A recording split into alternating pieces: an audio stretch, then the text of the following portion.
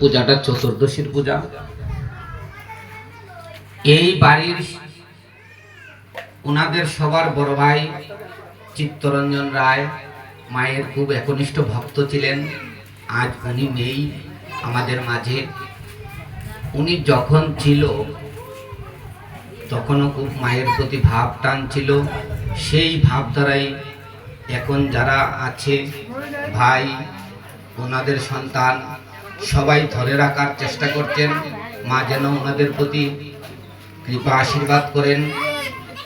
আর যেই তো ওনাদের বড় ভাই আজ এই ভবে নেই, কিন্তু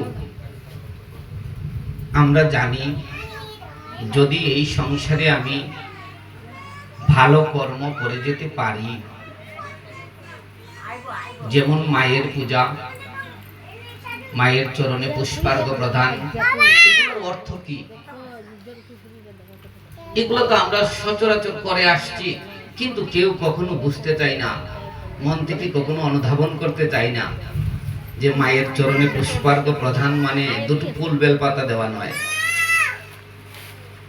আমি এক মুঠো ফুল বেলপত্র নিলাম, তা মায়ের চরণে দিয়ে দিলাম না। মায়ের চরণে পুষ্পার্ঘ অর্পণ অর্থ হলো মায়ের কাছে আমার এই দেহ মন প্রাণ সবকিছু সঁপে দিয়ে যেন মায়ের কাছে চাইতে পারি যে মা গো, তুমি তো জগৎ জননী। মা তো কখনো সন্তানকে ফেলে দিতে পারেন না। মা কি কখনো সন্তানকে ফেলে দিতে পারেন? সন্তান যদি বিপদগামী হয় তথাপিও সন্তান। তাই মায়ের কাছে প্রার্থনা রাখবো, মায়ের কাছে প্রার্থনা রাখবো এই বাড়ির বড় ছেলে চিত্তরঞ্জন রায়, ওনার সহধর্মিনী, ওনাদের যেন মায়ের চরণে, মায়ের কৃপায়, মায়ের আশীর্বাদে ভগবানের দিব্য চরণ প্রাপ্ত হন।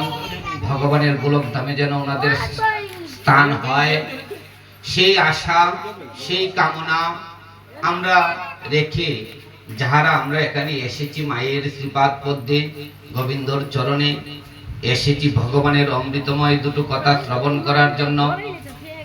ভগবানের অমৃতময় দুটো কথা শ্রবণ করার জন্য বুক ভরা আশা নিয়ে, মন ভরা লালসা নিয়ে, অধীর আগ্রহে ছুটিয়া এসেছি ভগবানের কথা, ভক্তের কথা, ভগবানের প্রেমময় অমৃত সুধা আস্বাদনের জন্য।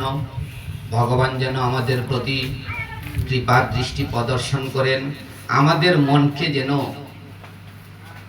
স্থির রেখে ভগবানের শ্রীচরণে সদা সর্বক্ষণ রাখেন, সেই কামনা রাখছি।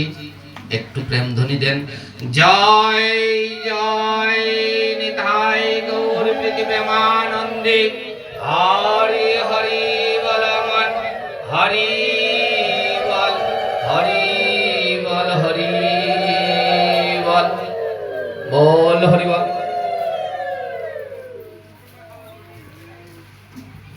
জয়।